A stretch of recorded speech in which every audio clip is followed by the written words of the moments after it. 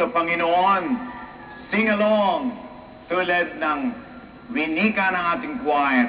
Mga kapatid, mga kababayan, ito ang araw ng pagdiriwang at kagalakan. Tayo'y mag-alay, tayo'y magbigay puri sa Diyos sa ngalan ng Ama at ng Anak at ng Espiritu Santo. Amen.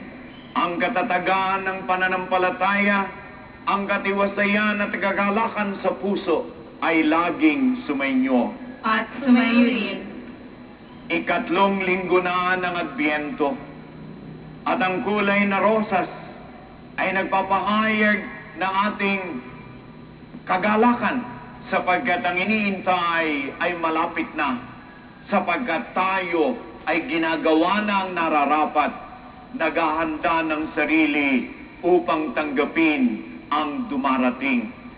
Mga kapatid ko, mga ginigiliw, sa simula, ang lagi nating pananawagan sa Diyos na mahabagin. Panginoon, kaawaan mo kami. Panginoon, kaawaan mo kami. Panginoong Diyos, Ikaw po ang sumasa amin upang ang mga may sakit, mga may karamdaman ay pagalingin, upang ang mga sugatan ang kanilang mga puso dahilan sa mga relasyon na nalilihis ay iyong gabayan at iyong tulungan. Kristo, kaawaan mo kami. Kristo, kaawaan mo kami. Panginoong Diyos, Ikaw ang sumasapiling namin upang bigyan kami ng buhay na Ikaw lamang ang makapagbibigay. Ang buhay na nagkaganap sa iyong piling magpakailanman. Panginoon, kaawaan mo kami. Panginoon, kaawaan mo kami. Kaawaan tayo ng makapangyarihang Diyos. Patawarin sana ang lahat nating mga kasalanan at tayo'y patnubayan sa buhay na walang hanggan. Amen. Pagbasa sa aklat ni Propeta Isaias. Magsaya ang ilang at lupang tigang. Magalak at mamulaklak ang ilang. Tulad ng narsiso, mamulaklak at magalak na may awitan. Sapagkat ibinigay sa kanya ang kalwalhatian ng Libano, ang karilagan ng Carmelo at ng Sion. Makikita nila ang kalwalhatian ng Panginoon at ang karilagan ng ating Diyos. Palakasin ninyo ang may hinang kamay at patatagin ang nangangatog na mga tuhod.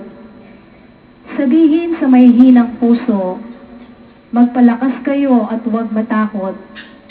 Narito ang inyong Diyos na maghihiganti.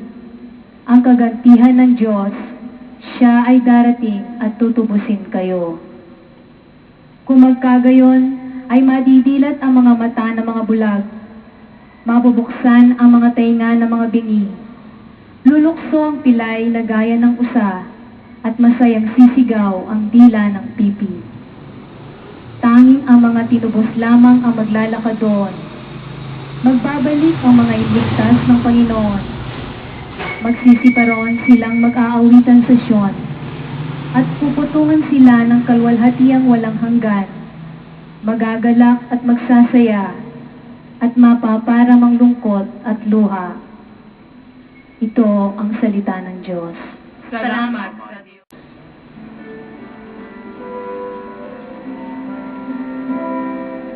Halina, Panginoon, at iligtas mo kami. Halina, Panginoon, at iligtas mo kami. Ang Panginoon ay nag-iingat ng katapatan magpakailanman. Nagkakawad ng katarungan sa mga api.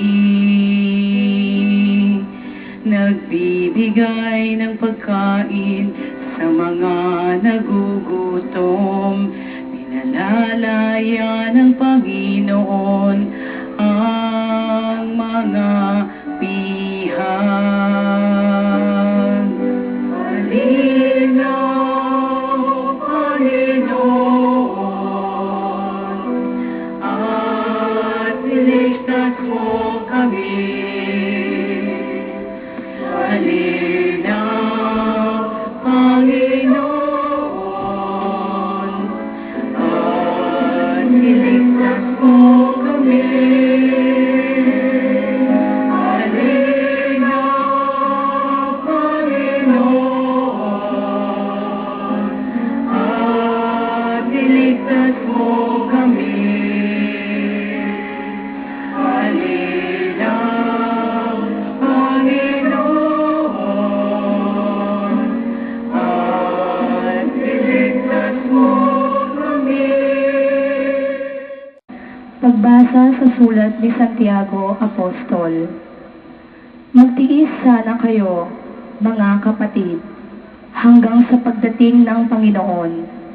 Tingnan ninyo ang magsasaka ay matiyagang naghihintay sa mahalagang bunga ng lupa hanggang sa una at huling ulan. Kayo rin ay dapat magtiis. Palakasin ang inyong loob, sapagkat nalalapit na ang pagdating ng Panginoon.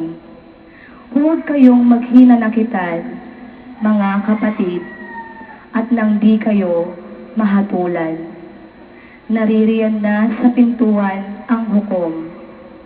Mga kapatid, tularan ninyo sa pagbabata at pagtitiis ang mga propeta na nagsalita sa pangalan ng Panginoon. Ito ang mga salita ng Diyos. Salamat sa Diyos.